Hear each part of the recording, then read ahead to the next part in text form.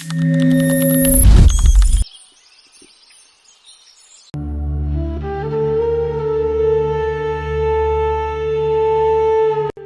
তনু, তনু, এখনো ঝাঁটা দিচ্ছিস?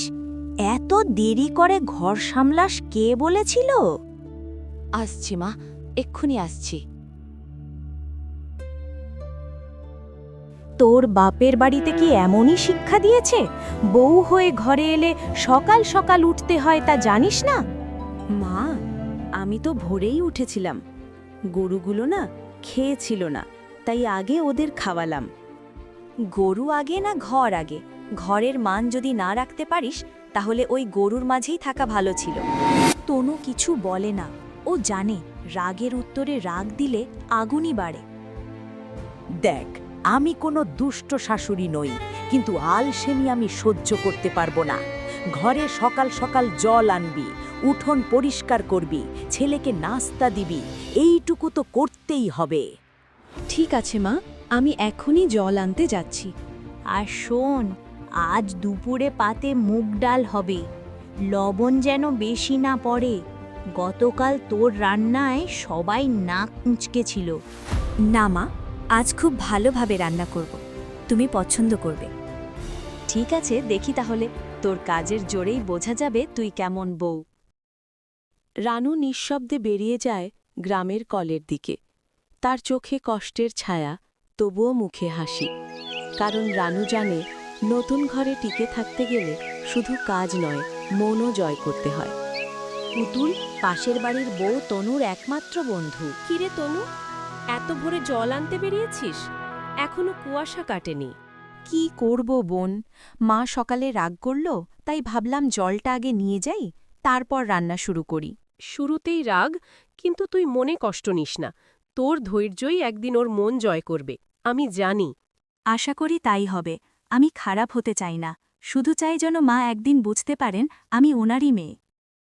এইভাবেই শুরু হলো রানুর নতুন জীবনের প্রথম সকাল।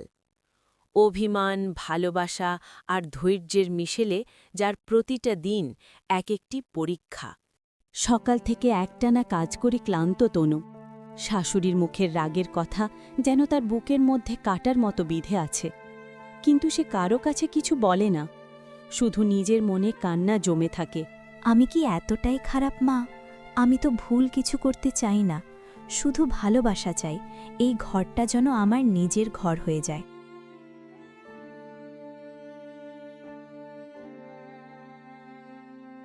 ও তনু, তুই এখানে বসে কাঁদছিস কেন রে? রোদে মাথা পোড়াবে তো। না রে পুতুল, কিছু না, একটু বসেছিলাম, গরম লাগছিল। আরে এসব কথা আমার থেকে লুকাস না, মুখ দেখলেই বোঝা যায় তুই কষ্টে আছিস। আবার শাশুড়ি রাগ করেছে, তাই না? বল না রে, মনটা হালকা হবে। মায়ের রাগের তো কোনো সীমা নেই রে পুতুল।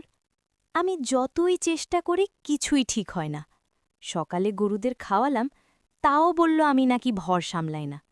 কখনো বলে আমি অলস, কখনো বলে আমি রান্না জানি না। আমি তো প্রতিদিন চেষ্টা করি ওনাকে খুশি করতে, কিন্তু জানি না কোথায় ভুল করছি। তনু, তুই নতুন ঘরের বউ, প্রথম দিকে এরকম হয়। কিন্তু একটা কথা শুন, তুই যদি ওর মতো রাগ করিস তাহলে ওর মতোই হয়ে যাবি। তুই ওকে ভালোবাসা দে, সম্মান দে, দেখিস একদিন ওর মন গলে যাবে। ভালোবাসা দিয়ে রাগ কমানো যায় মে কিরে? যে ফুলের গন্ধ আছে সেই গাছেও কিন্তু কাঁটা থাকে। তুই সেই ফুল হ, কাঁটার দিকে না তাকিয়ে গন্ধটা ছড়া। পুতুলের কথা যেন তনুর মনে এক নতুন আলো জ্বালিয়ে দিল। সে ভাবল, হয়তো আমি বদলাতে পারব, যদি মায়ের মন জয় করতে পারি ভালোবাসা দিয়ে। না রে পুতুল, আমি হাল ছাড়ব না। আমি প্রমাণ করব ভালোবাসা দিয়ে সবকিছু জেতা যায়। মা যতই রাগ করুক, আমি প্রত্যেক দিন হাসি দিয়ে তার সামনে দাঁড়াব। এটাই হবে আমার প্রতিশোধ, ভালোবাসার প্রতিশোধ। এই তো আমার সাহসী বান্ধবী, তুই একদিন দেখবি মা নিজেই তোকে মেয়ে বলে ডাকবে। চল এখন জল তুলি।